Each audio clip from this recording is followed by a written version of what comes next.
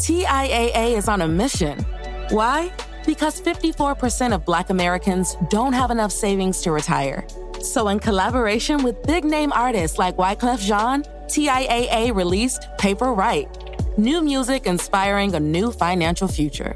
With 100% of streaming sales going to a nonprofit that teaches students how to invest. Stream Paper Right now and help close the gap. The Brutally Delicious Podcast. The Brutally Delicious Podcast. The Brutally Delicious Podcast. The Brutally Delicious Podcast.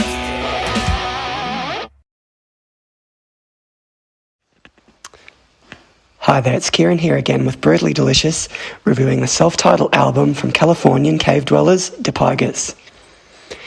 A dipygus is the term for a congenital deformity in which a human develops an extra set of legs and pelvis, and the band carry this penchant for biological curiosity in their lumbering stride. Dipygus is an endearing oddball entity in the modern metal landscape, and while for me personally, their strength and appeal have so far laid in their eccentric themes and solid application of nostalgic grisly death metal, they've risen a good few steps in the evolutionary chain with this release, and are rewarded for their experimentation. Coming just 7 months after their 2023 EP Wet Market, the band has once again risen from the primordial ooze to bludgeon listeners with their third full-length album. Dipygus stay true to their uncompromising aesthetic and treats us to a punishing chunk of Paleolithic death metal that unapologetically sticks to its guns while evolving musically to deliver more than just grunt.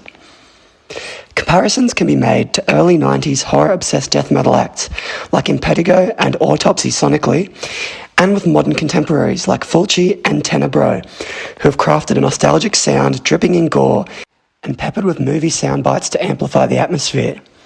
Dipygus alternatively dwell in a mire of horror that is rooted in the earth, albeit through a distinctly ancient lens.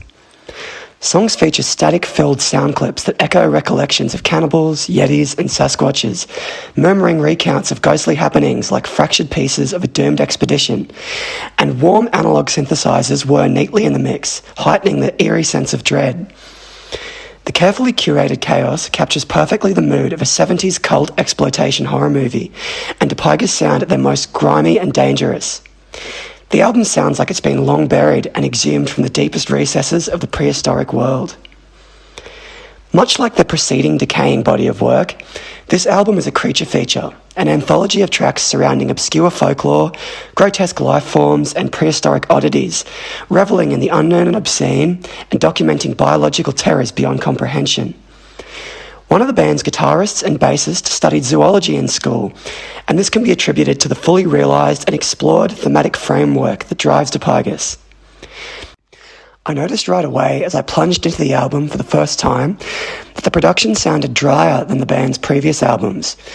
There's less of a humid, squelchy quality to the carnage, and instead the sound is cavernous and almost subterranean.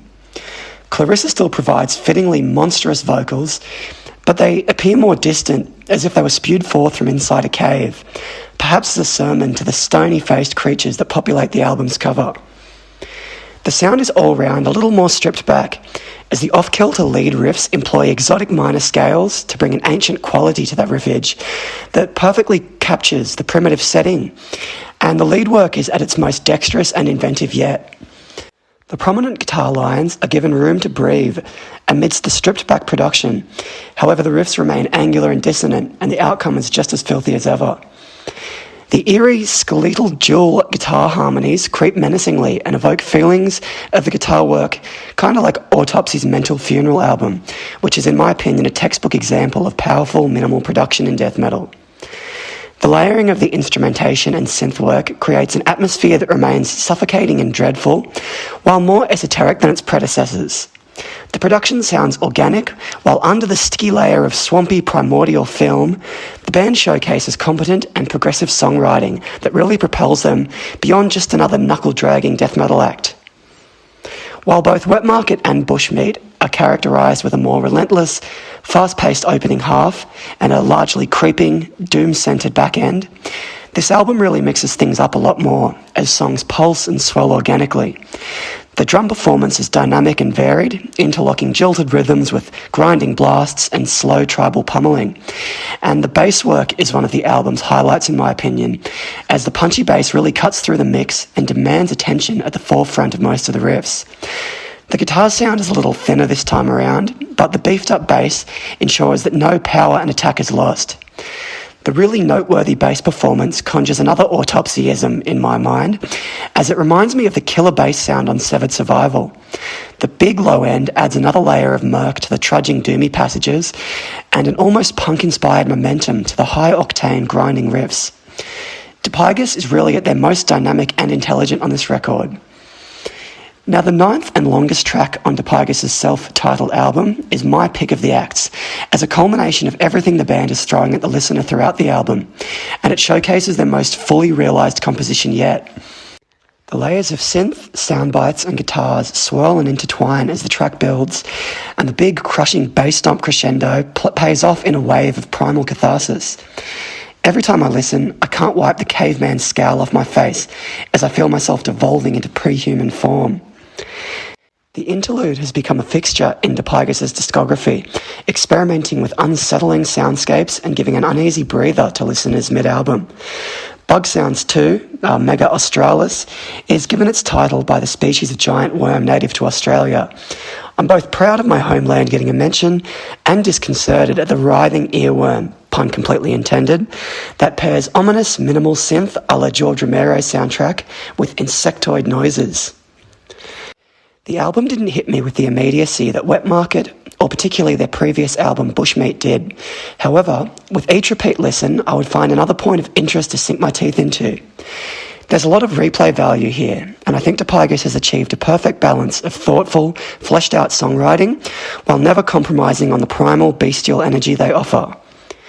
I think a band's self-titled album often acts as an important landmark in their career, whether it be to reinvent or solidify their identity, and Dipygus has used this to deliver an excellent defining record. While their brand of visceral death metal doesn't necessarily reinvent the wheel, it doesn't have to, and the band has carved a distinct niche for themselves in the death metal bedrock. We can be thankful that we don't have to live in Dipygus' twisted depiction of a horrifying prehistoric world, but at least we have the pleasure of listening in from afar.